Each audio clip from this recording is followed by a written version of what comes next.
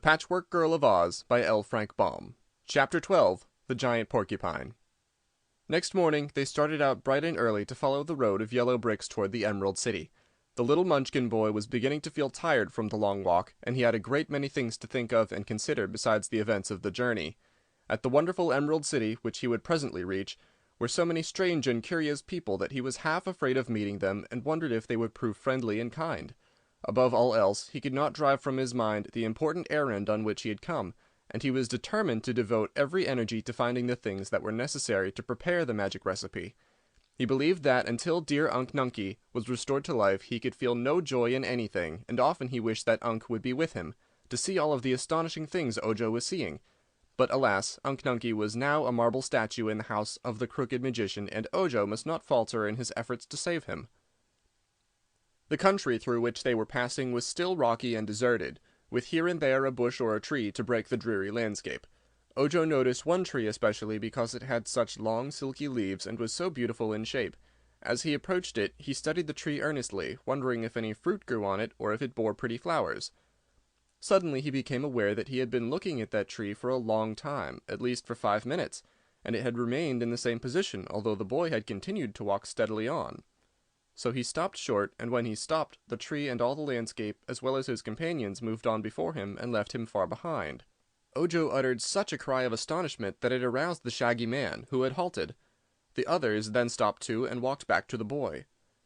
"What's wrong?" asked the Shaggy Man.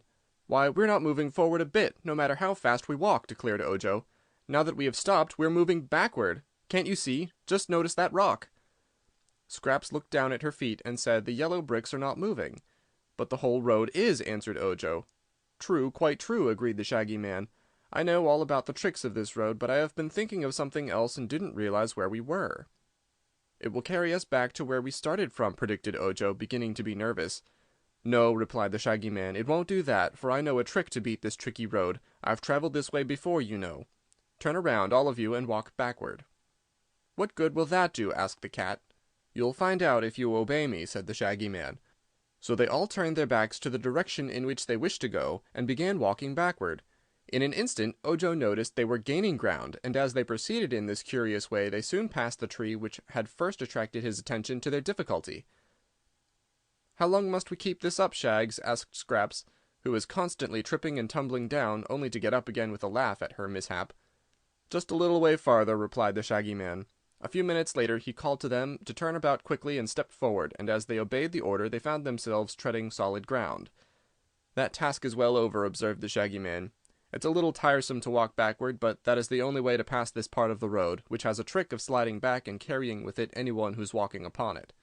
With new courage and energy they now trudged forward, and after a time came to a place where the road cut through a low hill, leaving high banks on either side of it. They were traveling along this cut, talking together, when the Shaggy Man seized Scraps with one arm and Ojo with another, and shouted, "Stop!" "What's wrong now?" asked the Patchwork Girl. "See there," answered the Shaggy Man, pointing with his finger. Directly in the center of the road lay a motionless object that bristled all over with sharp quills, which resembled arrows. The body was as big as a 10-bushel basket, but the projecting quills made it appear to be 4 times bigger. "Well, what of it?" asked Scraps. "That is Chiss, who causes a lot of trouble along this road," was the reply. "Chiss? What is Chiss?" "I think it is merely an overgrown porcupine, but here in Oz they consider Chiss an evil spirit. He's different from a regular porcupine, because he can throw his quills in any direction, which an American porcupine cannot do. That's what makes old Chiss so dangerous. If we get too near, he'll fire those quills at us and hurt us badly." "Then we would be foolish to get too near," said Scraps. "I'm not afraid," declared the Woozy. "The Chiss is cowardly, I'm sure, and if it ever heard my awful, terrible, frightful growl it would be scared stiff." "Oh, can you growl?" asked the Shaggy Man. "That is the only ferocious thing about me," asserted the Woozy with evident pride. "My growl makes an earthquake blush and the thunder ashamed of itself.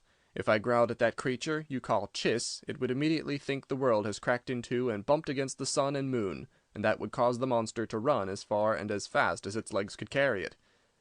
"In that case," said the Shaggy Man, "you are now able to do us all a great favor. Please growl."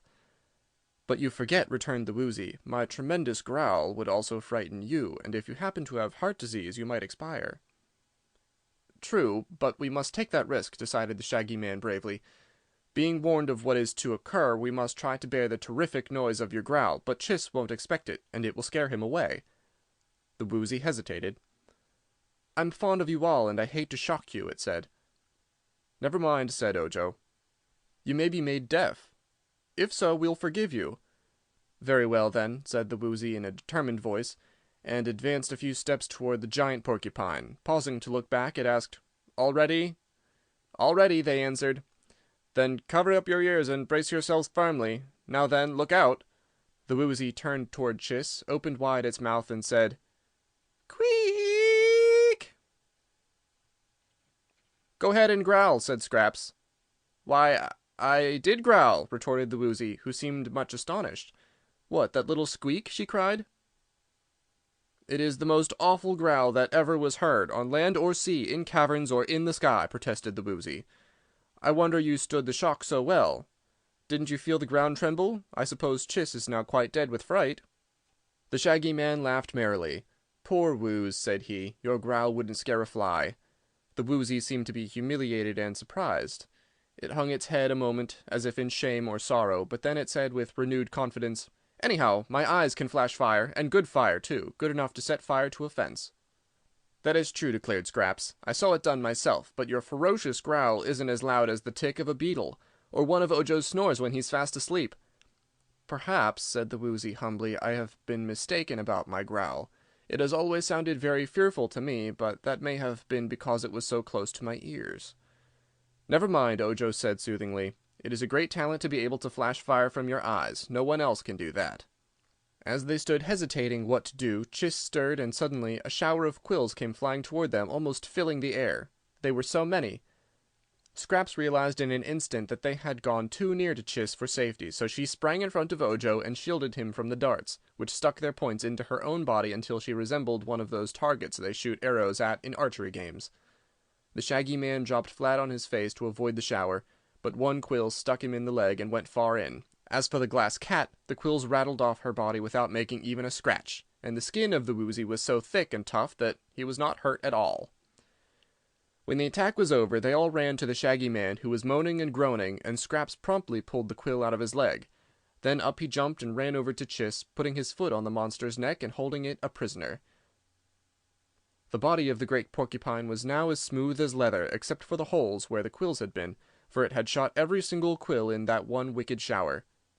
"Let me go!" it shouted angrily. "How dare you put your foot on Chiss?" "I'm going to do worse than that, old boy," replied the Shaggy Man. "You have annoyed travelers on this road long enough, and now I shall put an end to you." "You can't," returned Chiss.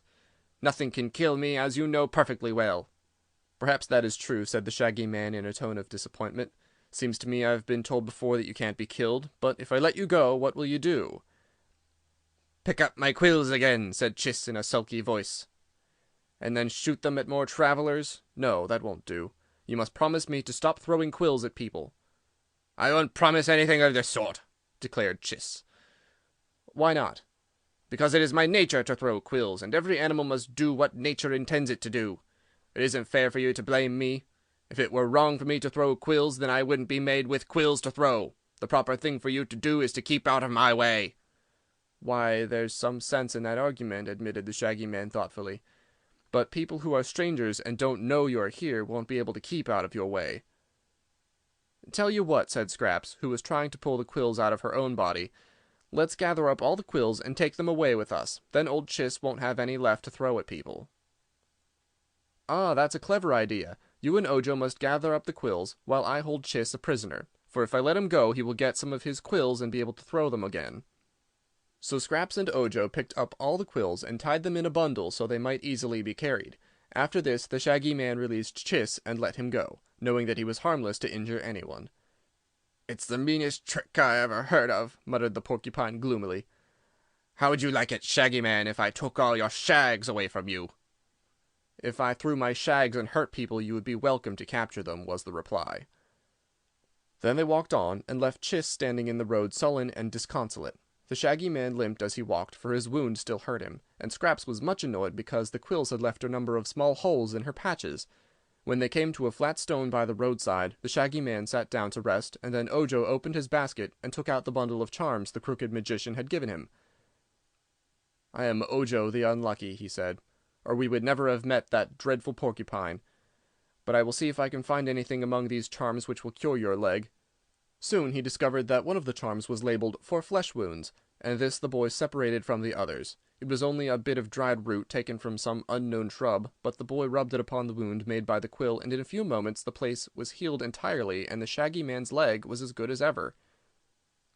"Rub it on the holes of my patches," suggested Scraps, and Ojo tried it, but without any effect. "The charm you need is a needle and thread," said the Shaggy Man. "But do not worry, my dear, those holes do not look badly at all." "They let in the air, and I don't want people to think I'm airy, or that I've been stuck up," said the Patchwork Girl. "You were certainly stuck up until we pulled out those quills," observed Ojo with a laugh. So now they went on again, and coming presently to a pond of muddy water, they tied a heavy stone to the bundle of quills and sunk it to the bottom of the pond, to avoid carrying it farther. End of Chapter 12. Recording by Eric Leach, Pittsburgh, Pennsylvania.